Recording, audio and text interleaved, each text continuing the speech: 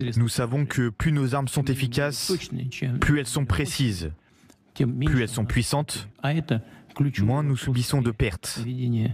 Et c'est ce qui compte le plus dans un conflit armé. En tout cas, c'est ce qui compte pour nous tous. Je m'attends vraiment à ce que ces produits soient utilisés dans la pratique. Nous l'avons dit à maintes reprises, ceux qui seront les premiers à déployer les armes et le matériel les plus récents gagneront.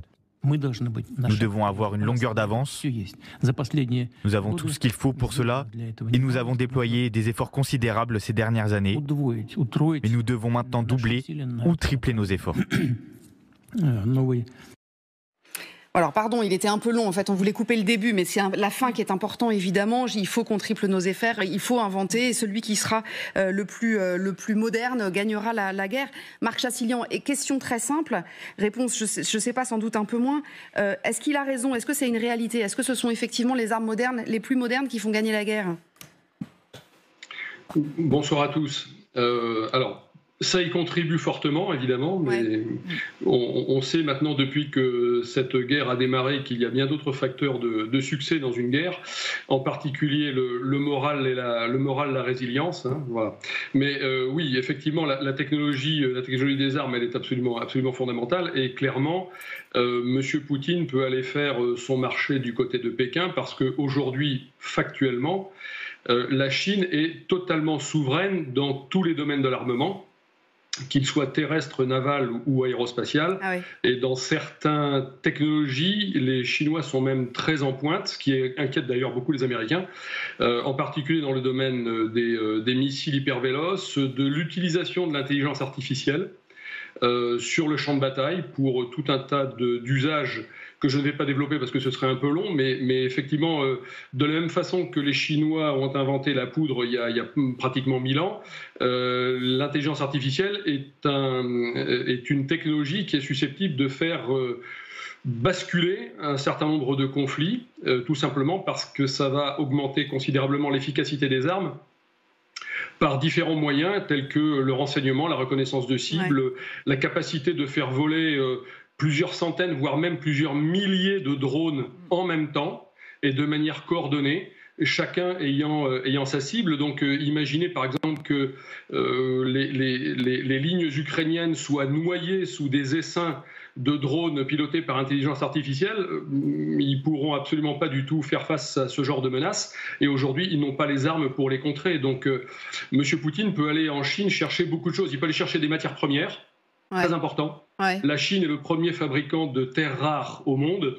Donc les terres rares sont absolument indispensables pour tout ce qui est électronique en particulier, et certains alliages. Il peut aller chercher des composants comme des puces électroniques ou des aimants ou des choses comme ça qui sont absolument cruciaux dans tous les systèmes d'armes.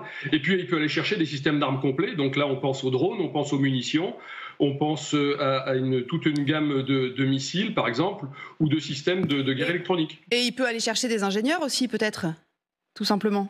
Alors ça, effectivement, c'est tout à fait clair qu'une coopération de ce niveau-là ne peut pas se passer sans échange entre gens de l'art, si j'ose dire, et il ne fait absolument aucun doute que des ingénieurs russes sont au contact avec des ingénieurs chinois pour tout un tas de choses, alors que ce soit pour développer des armes nouvelles, développer des systèmes d'armes nouvelles, améliorer ceux qui sont en service. Quelque chose de très important qu'on oublie, mais il faut être dans l'industrie pour y penser, ce sont les process industriels. Donc les process industriels sont absolument fondamentaux si on veut produire en masse. C'est-à-dire que vous pouvez mettre tout l'argent que vous injectez dans votre industrie. Si vous n'avez pas les bons process industriels pour fabriquer au meilleur coût et en masse, vous n'y arriverez pas. Et de ce côté-là, les Chinois sont plutôt experts dans ce domaine. Il faut savoir qu'aujourd'hui, le premier fabricant de drones au monde, alors drones militaires et civils tout inclus, c'est la Chine. Hein. La Chine fabrique des millions de drones par an. Mais ça boucle la boucle, Jean-François Boutors, avec une info qu'on donnait la semaine dernière.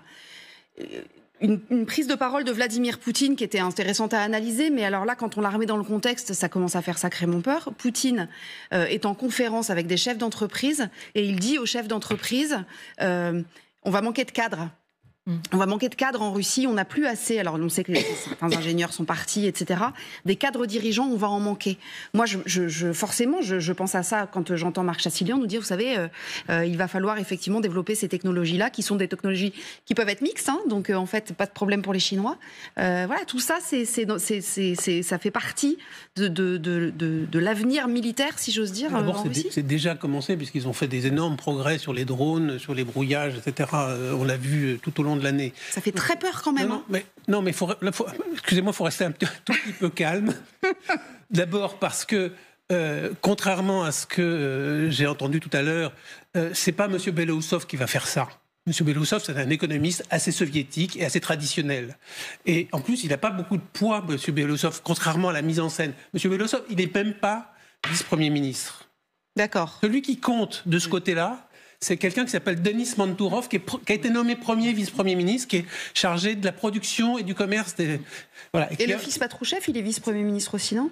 Oui, mais l'autre, il est premier vice-premier ministre. Ah, il est premier vice-premier. Voilà. Ah oui, c'est compliqué. D'accord.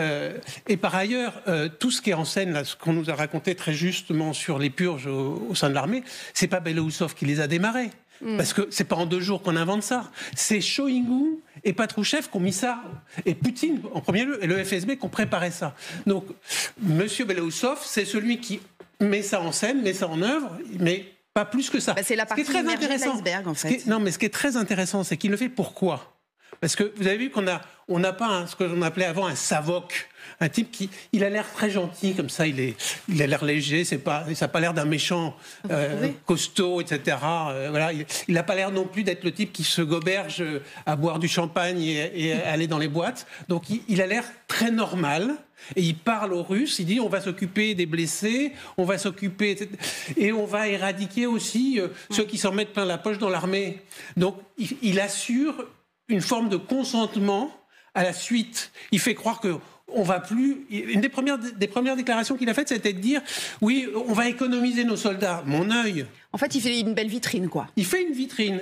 Il fait une vitrine, mais c'est pas lui qui décide, c'est pas lui. Mais alors après, sur les armes de pointe, général, votre avis, parce que c'est effectivement quand Poutine dit, parce qu'en fait, c'est vrai qu'au début, au tout début de cette guerre, on s'était dit, on nous avait vendu une armée russe qui était complètement modernisée depuis quelques années, etc., etc. Et on a bien vu que les Ukrainiens les avaient tenus en échec avec du bricolage. Au début, c'était du bricolage, des drones bricolés, des trucs abattus à la mitraillette. Enfin, c'était du bricolage. Et là, on s'aperçoit qu'en fait, on est rentré dans une espèce de technologie galopante, puisque en fait, ça fait que 2 ans et demi et en fait, on a fait des progrès monstrueux. La problématique et ce qui fait peur, comme dans ce que nous dit Marc Chassilian, c'est que si les Russes sont alliés avec ceux qui sont les meilleurs au monde dans cette technologie-là, on n'est pas très bien parti. Sur la guerre elle-même, il faut bien voir que dans toute guerre, plus elle dure, plus on cherche à obtenir un ascendant sur l'adversaire. La technologie en fait partie. Il n'est pas certain que les Russes au départ étaient au bon niveau, alors que les Ukrainiens ont parfaitement su s'adapter très rapidement. Les Ukrainiens, c'est des très bons ingénieurs. Donc voilà, ils étaient là. Bon, maintenant, c'est l'éternel débat entre le glaive et le bouclier. Bon, donc, dès qu'on sait que de l'autre côté, il y a une avancée, on cherche à trouver mieux chez soi. Bon, c'est ce qu'on est en train de faire. Et puis c'est parce que la guerre, elle dure. Donc on a le temps de mettre en place, effectivement, le process industriel, dont a parlé Marc Chassilian. C'est aussi réorganiser l'industrie, c'est donner des objectifs, donner l'argent. C'est quand même 35%, je crois, du budget général qui est dédié à la guerre et à l'armée. C'est 8 à 9% du PIB, c'est le chiffre qui circulait. C'est quand même énorme. Donc on comprend que d'un autre côté, il y a un combat contre la corruption pour pas qu'il y ait trop d'évaporation au ministère de la Défense. Et puis bon, on est aussi dans une situation où finalement, il y a peut-être un bémol, c'est que être imaginatif, c'est bien, mais arriver à produire avec efficacité, c'est mieux. Et toute innovation technologique de haut niveau mérite des délais. Donc, c'est pas parce qu'aujourd'hui on met en place ou qu'on a mis en place depuis quelques mois des structures, des bureaux d'ingénieurs, des usines, peu importe quoi, qu'on va obtenir un résultat rapide sur l'ensemble des besoins. Alors, la guerre électronique a montré du côté russe qu'effectivement, ils avaient repris finalement l'avantage qu'ils avaient perdu. C'est une réalité. Alors que pour les drones, ils ont aussi réussi à compenser, sauf dans les drones navals, ils ont pris quand même un avantage. Maintenant, il y a aussi l'aspect de la masse. Et ça, Marc Chassilian l'a évoqué aussi à un moment donné. C'est pas parce qu'on aura du matériel hyper performant, mais peut-être en nombre insuffisant, on peut gagner une guerre. Voilà, il faut aussi l'effet de masse. Donc après, on revient au problème de coût, qui sont évoqués. Et je reviendrai peut-être, c'est pas anecdotique, quand les Ukrainiens frappent quelque chose de très coûteux du côté russe, ça a un coût qui va se voir ailleurs. Donc ça aussi, on a la guerre économique d'une manière indirecte par les frappes militaires efficaces. Oui, bien sûr. Allez-y, ça. Non, je crois que là où je crois qu'on est tous d'accord pour dire que cette guerre, elle va vraiment... Elle est poussée par la technologie et elle sera gagnée par la technologie. Et là, au lieu de se faire peur, il faut quand même se souvenir d'une chose, c'est qu'en matière d'innovation technologique, je ne parle pas de production, c'est vrai que la Chine, c'est l'usine du monde. Mais qui est-ce qui innove? Eh bien, ça reste dans les pays occidentaux. Et surtout, malheureusement pour nous en Europe, aux États-Unis. Pourquoi? Parce que l'innovation, ça ne se commande pas de haut. L'innovation, c'est le cœur du système libre. Je ne vais pas dire libéral, parce que je sais qu'en France, c'est un gros mot, même si j'utilise dans le sens anglo-saxon, je parle justement de la liberté. La liberté d'entreprendre, de réfléchir, d'innover, de commettre des erreurs. La France, l'Allemagne, 2 pays européens à la pointe de la technologie. Vous voulez quoi? Vous voulez un moteur BMW ou un moteur de chez Safran, par exemple, dans un avion? Ou est-ce que vous voulez quelque chose qui est made in China? La réponse, elle est claire. Donc oui, ça fait peur, et je suis la première à l'admettre, quand on voit Poutine et Xi Jinping signer des documents et se promettre la coopération technologique jusqu'à le soleil se couche ou il ne se couche jamais, ça fait peur. Mais revenons un petit peu sur... arrêtons de nous faire peur, regardons toute l'avancée technologique qui guide le monde aujourd'hui. Il est sorti... plutôt les États-Unis, mais aussi de l'Europe. Non, mais c'est vrai que quand, Marc Chatillon, quand vous nous dites, effectivement, on imagine un essaim de milliers de drones qui se répartissent sur toute la ligne de front et que donc les Ukrainiens ne pourront pas y répondre, je veux dire, l'image, elle est extrêmement parlante. On voit ça immédiatement et on se dit, mais enfin, comment faire pour lutter contre ça, en fait?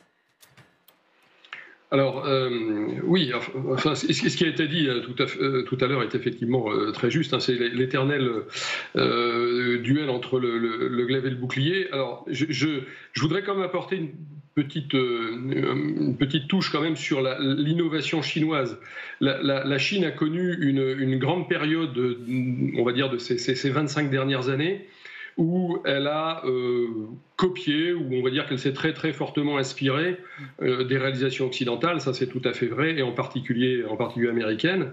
Ce que l'on note malgré tout depuis plusieurs années maintenant, enfin moi qui fais les salons d'armement et qui visite tout ça, c'est que quand vous allez maintenant sur les stands chinois, vous voyez des concepts d'armement que vous ne voyez pas ailleurs. Ah oui, c'est ça, c'est-à-dire qu'il y a une capacité d'innovation qui est tout à fait certaine, et en particulier dans les domaines de la robotique, des drones, dans le domaine de certains systèmes d'armes aéroportés, des réalisations qui n'ont pas forcément leur équivalent en Occident. C'est-à-dire qu'aujourd'hui, la Chine amorce une nouvelle phase du développement de son industrie de défense, qui est une phase créatrice et qui est une phase d'innovation.